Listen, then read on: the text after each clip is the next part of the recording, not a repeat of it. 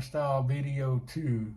Man, I get a ton of questions about all kind of stuff, different lines, how I tie my jigs, how I find a crappie, what rod I use, what reel I use, what hook I use. Man, I get a ton of questions. So I figure instead of, you know, replying to, a couple of thousand comments, I figured that I would start making some videos, to start adding in with my jig videos, about some different crappie tips, different tips and tricks that I picked up and that I've learned, throughout the years of crappie fishing. So today we're going to go over 3 tips, 3 tricks, 3 topics that really will help you catch more crappie. I call it my lucky 3, y'all. All right, my lucky 3. You know how they have lucky number 7, lucky 13, whatever. This is our lucky number 3, y'all. All right, today we're gonna talk about line size. All right, this is very debatable. All right. So these videos that I made, y'all, this is my opinion, through many decades of crappie fishing, all right? And no, look, I'm by far the best fisherman in the world. I learn something new every single day, as should, everyone. Everyone should be, open to learn something new every single day. You're never too old to learn. My grandfather and my dad taught me that, my whole life. So sometimes people can be a little hard-headed, me, myself included, but, be open-minded, about everything. So anyway, look here. I want to talk about line, y'all. For years and years, okay, I shouldn't say that. I could not stand a braided line, okay? And I was a big believer in monofilament line, okay? There's been studies done between monofilament, fluorocarbon, and regular old braided line, and 99% of these studies said that monofilament is the way to go. All right, everybody has their personal preference. All right, here is my tip. I'm not going to get into the, debate on whether monofilament, fluorocarbon, or braided, is best. I'm going to tell you my opinion and leave it at that. So, my opinion, you need some stretch, okay? A crappie's mouth, all right, is very tender, all right? They're paper mouth.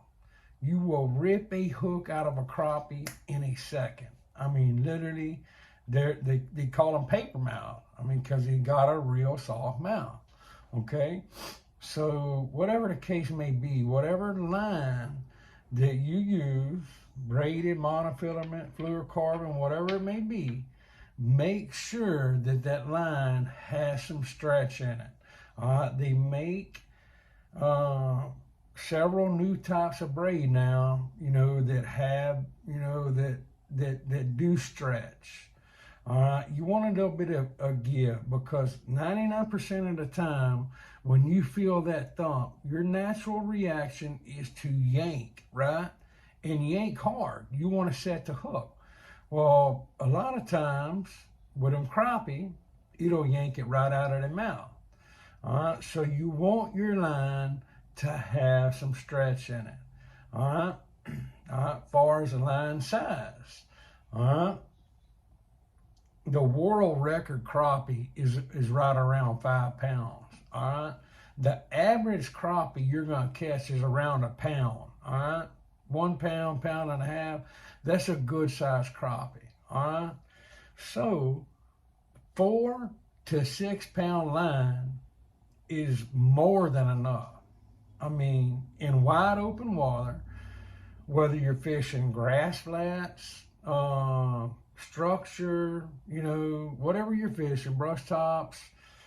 Brush tops is a different story. We'll get into that in a second. But wide open water, if you're fishing your, synthetic, PVC brush tops or whatever, 4 to 6 pound line is more than enough, y'all. It's plenty enough. All right. That's what I prefer. If I didn't fish the brush tops like I do, I would run 4 and 6 pound braid on everything I had. I would actually run 4 or 6 pound monofilament on everything I have. All right, that is my line of choice. Monofilament, by far, no ifs, ands, or buts about it. 4, no more than 6 pounds, and I guarantee you it will help your catch rate. But I run a lot of charter trips, and I had people on my boat on a daily basis. Some of these people, they're very good people, great people, but they've never fished, right? Some of my clients, they have never put a rod and reel in the water, okay?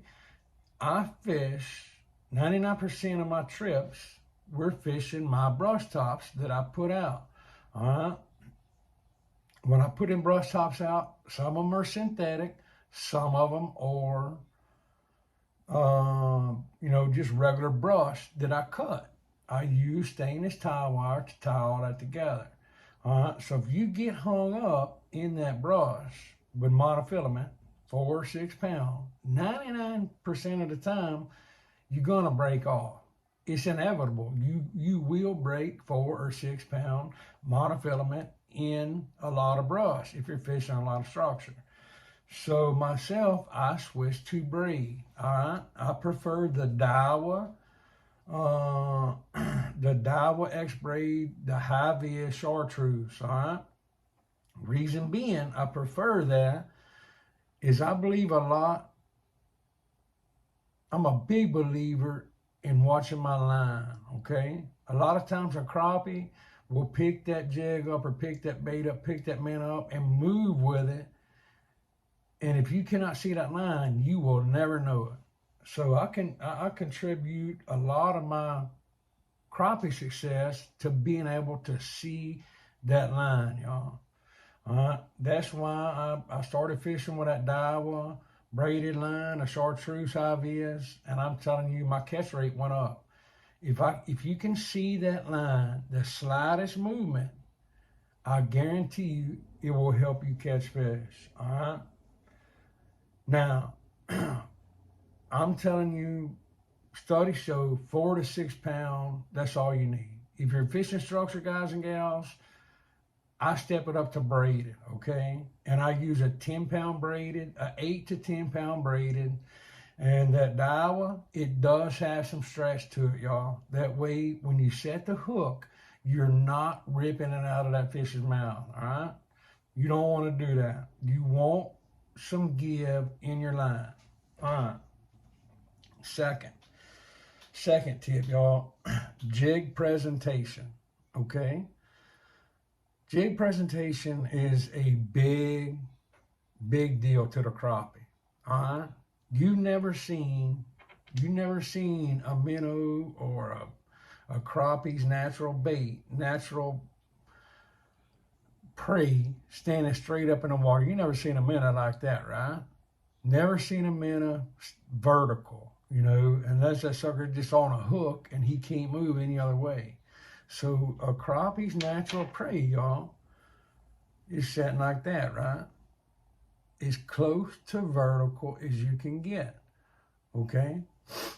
If you use the correct knot, such as a loop knot, all right, on my previous videos, you can go back and watch it. I showed how to tie, what they call an angler's loop knot. That makes a big, huge difference, the presentation of this jig, all right? There's really not much more to talk about on that. Your presentation is key. You don't want your jig standing up like that, all right? No matter what knot you use, you can use a polymer, you can use whatever you want, but make sure, you know, you don't want it at the top of your eye to where it's setting like that, y'all. You don't want it, all right? You want that bad boy to be as close to horizontal, as close to natural that you can get it, all right? I promise you that will help your catch rate. All right, that is number 2, y'all. All right, now number 3 is the use of your jig. All right, let me just start out by saying crappie, they're very lazy. Crappie like to sit there. That's the reason they school up, and you'll see them hundreds or thousands all schooled up, bunched together. They're very, very lazy fish. They like to sit there and conserve energy.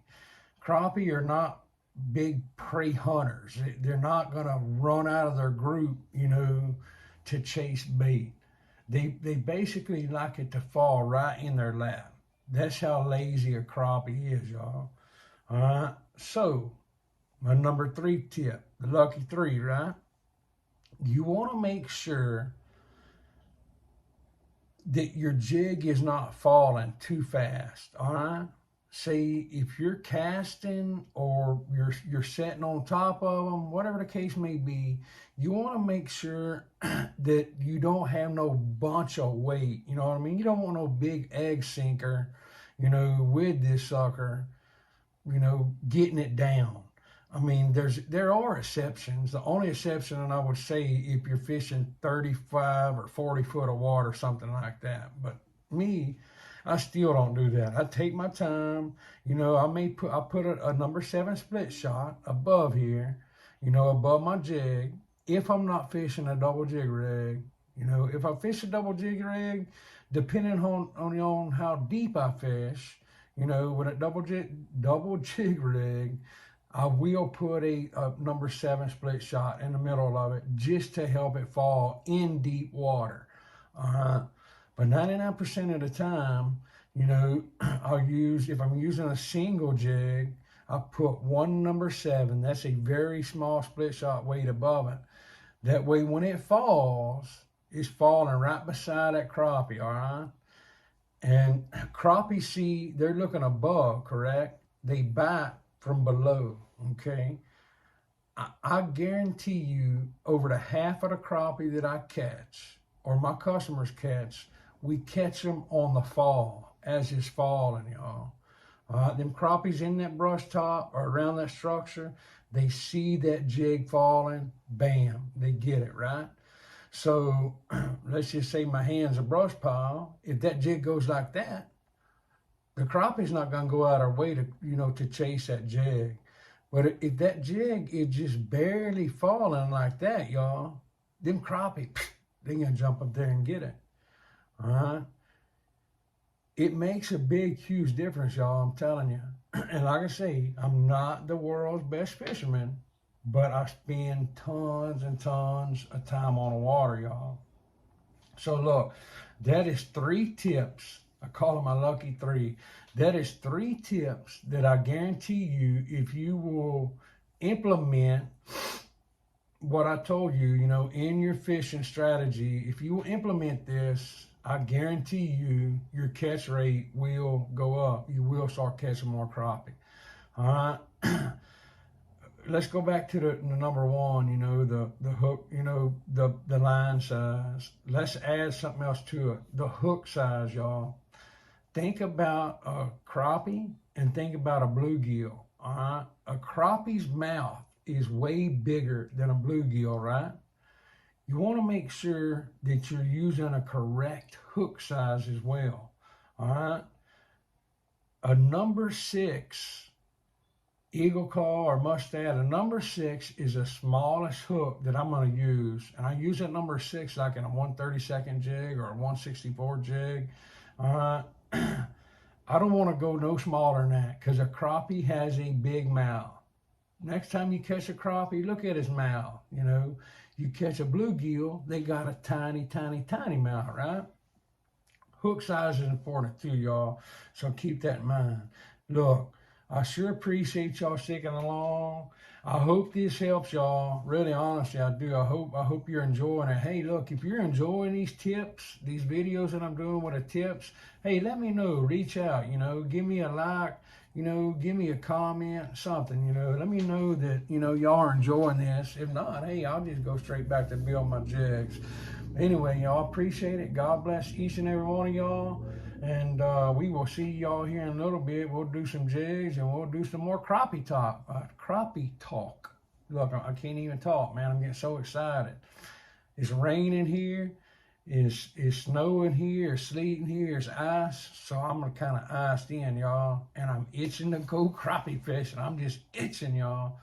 But look here. I appreciate it. God bless each and every one of y'all. And we will see y'all next time.